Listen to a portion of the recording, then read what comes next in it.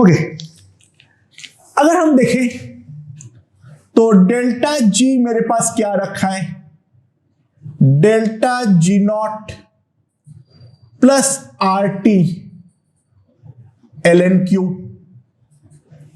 Now at equilibrium में क्या लिख सकता हूं, at equilibrium what can I say, ध्यान देना, delta G is equals to 0 and Q is equals to K. डेल्टा जी जो होगा वो मेरा 0 होगा और क्यू का वैल्यू आएगा मेरे पास के। तो यहां से अगर मैं देखूं 0 equals to delta G naught plus R T L N K, तो डेल्टा जी नॉट का वैल्यू मेरे पास आ गया minus R T L N K.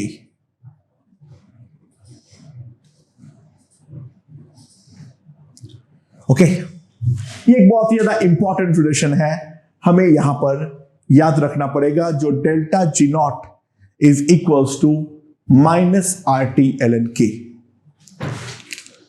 Now उसके बाद क्या है, ये हमारा इक्विलिब्रियम के बारे में बातचीत हुआ।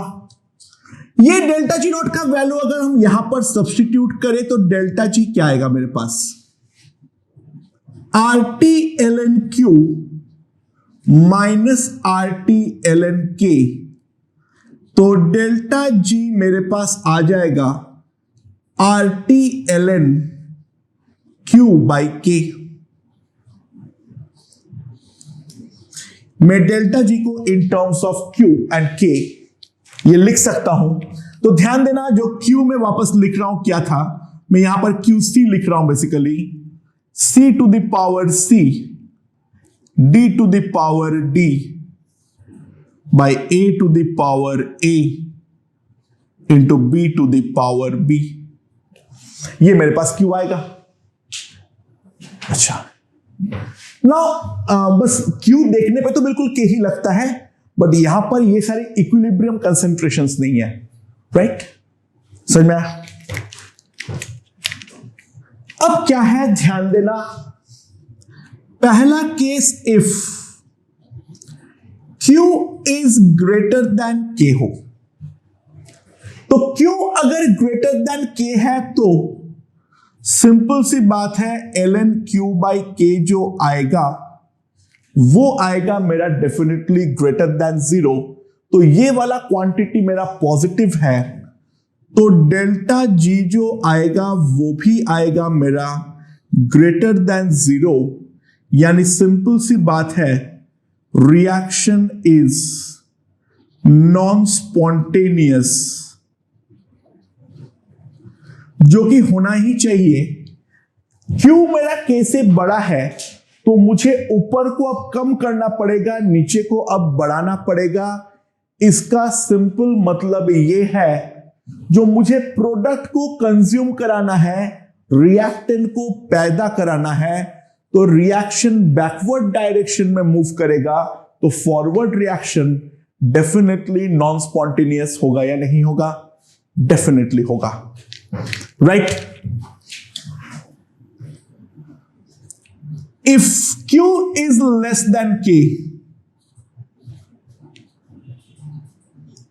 तो ln Q by K will be less than 0, तो डेल्टा G जो आएगा वो लेस देन 0 आएगा। तो सिंपल सा मतलब ये है, जो रिएक्शन जो है वो हमारा स्पॉन्टेनियस होना चाहिए, जो कि ऑब्वियस सी बात है, सही भी है। रीजन क्या है, ध्यान देना, जो हमारा Q है वो K से कम है, तो अब मुझे C और D बढ़ाना पड़ेगा, A और B कम करना पड़ेगा, तो रिएक्शन मेरा फॉरवर्ड जाएगा, यानी फॉरवर्ड रिएक्शन हमारा स्पॉन्टेनियस डेफिनेटली होना चाहिए। And third, if Q is equals to K हो तो ln Q by K equals to 0 होगा, तो delta G must be equals to 0, यानी इक्विलिब्रियम। ऑब्वियस सी बात है, Q अगर K में आ चुका है तो रिएक्शन अपना इक्विलिब्रियम डेफिनेटली अटेन कर चुका है। तो ये है हमारा बेसिक कॉन्सेप्ट किसके रिगार्डिंग, जो हमारा डेल्टा जी और रिएक्शन कोशेंट के बीच का संबंध, कब रिएक्शन फॉरवर्ड स्पॉन्टेनियस होगा, कब रिएक्शन बैकवर्ड स्पॉन्टेनियस होगा, और कब रिएक्शन अपना इक्विलिब्रियम को अटेन करेगा। ओके, नाउ एक और चीज अब देखते हैं। डेल्टा जी नॉट में क्या लिख सकता हूं, -RT-ln K। But delta G not में और क्या लिख सकता हूं, ऑब्वियसली बात है, लिख सकता हूं this is delta H not minus T delta S not. T मेरा जो भी स्पेसिफाइड टेम्परेचर है वो है कोई पर्टिकुलर जगह पे, जो मैं स्टैंडर्ड स्टेट डिफाइन करने के लिए जिसको भी स्पेसिफाइड टेम्परेचर माना हूं वो है तो सही। तो यहां से मैं क्या लिख सकता हूं, अगर मैं डिवाइड कर देता हूं तो ln K मेरे पास आ जाएगा delta S naught by R minus delta H naught by RT। So now if we differentiate, ln K का डिफरेंशिएशन क्या होगा, 1 by K into dk by dt, this is 0।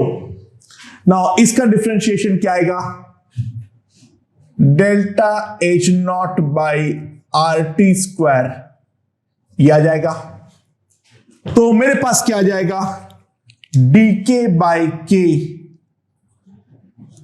Is equals to delta H naught by RT square into dt।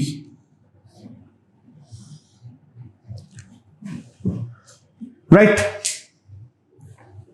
अच्छा अब गौर से ध्यान देना, क्या क्या केसेस बन सकता है। दो ही केस बन सकता है, जो डेल्टा H नॉट मेरा लेस देन 0 हो, यानी एक्सोथर्मिक हो। अगर रिएक्शन एक्सोथर्मिक है तो delta H not less than 0 है। If dt is greater than 0, that will imply dk will be less than 0। अगर dt मेरा greater than 0 है तो dk मेरा less than 0 है।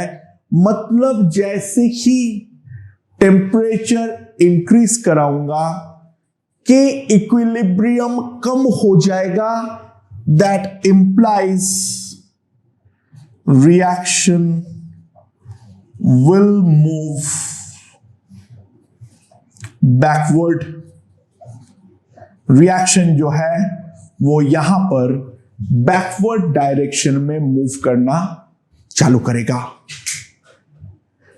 टेम्परेचर का इंक्रीज पे डेल्टा के यानी के हमारा डिक्रीज कर रहा है तो रिएक्शन बैकवर्ड जाता है, क्योंकि सही बात भी है, हम ला शातिलिया प्रिंसिपल से भी उस बात का सपोर्ट कर सकते हैं।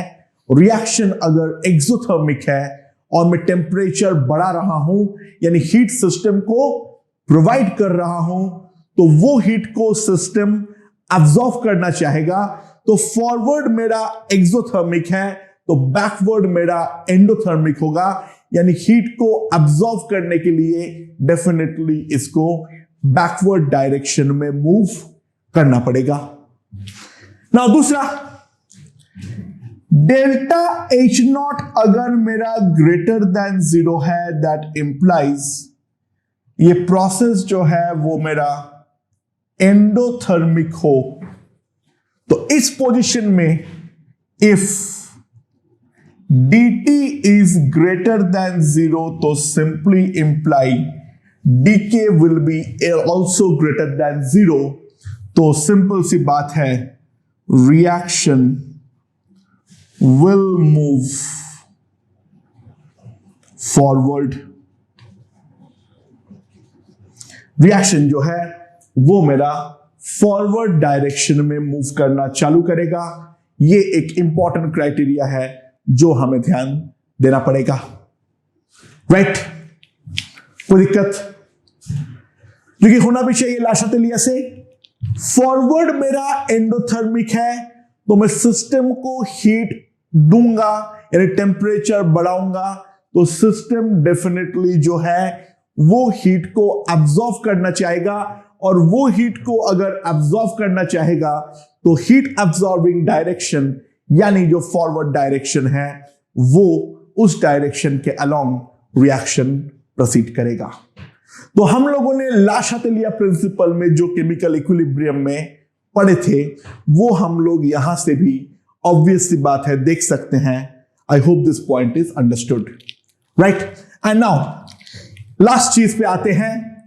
तो डीके बाई के ये रिलेशन मेरे पास आ रखा है, that's the differential form. dk by k is equals to delta h naught by RT square into dt. So at temperature T1, equilibrium constant is equals to K1, and at temperature T2 equilibrium constant जो है वो है मान लो K2। Right, तो इनके बीच में अगर मैं रिलेशन बनाना चाहूंगा तो let's simply integrate dk by k is equals to delta h naught by r integral dt by t square. At temperature T1 this is K1, and at temperature T2 this is K2। तो integral dk by k क्या हो जाएगा? ln k from K1 to K2, इसका क्या हो जाएगा?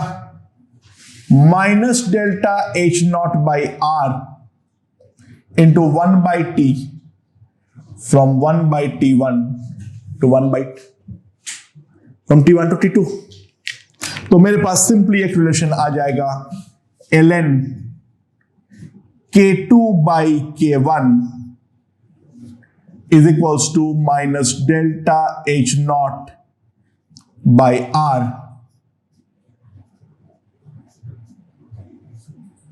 ये है हमारा K1 और K2 के बीच में at different temperatures relation। I hope this point is perfectly understood। ठीक है, यहां पर बेसिकली हम लोगों ने क्या किए हैं, जो दो डिफरेंट टेम्परेचर में जो इक्विलिब्रियम कांस्टेंट होंगे उस पे हमारा क्या इफेक्ट पड़ता है ऑफ टेम्परेचर, वो मैं यहां पर देखना चाहता हूं। हाँ, ध्यान देना है, ये रिलेशन तभी एप्लीकेबल होगा अगर सारे के सारे रिएक्टेंट या प्रोडक्ट सॉलिड या प्योर लिक्विड ना हो, तो इन दैट केस हमारा के का डेफिनेशन में ही प्रॉब्लम आ जाएगी और तब हम लोग ये रिलेशन अप्लाई नहीं कर पाएंगे। And this is called van't Hoff's equation, and this is called van't Hoff's equation. तो इसी के साथ गिब्स फ्री एनर्जी रिलेटेड जो भी चीज हमें करना था वो सारे के सारे हम लोग कर चुके हैं। एंड जो केमिस्ट्री में थर्मोडायनामिक्स वाली पार्ट है वो ही यहां पर हमारा समाप्त हो चुका है। ओके।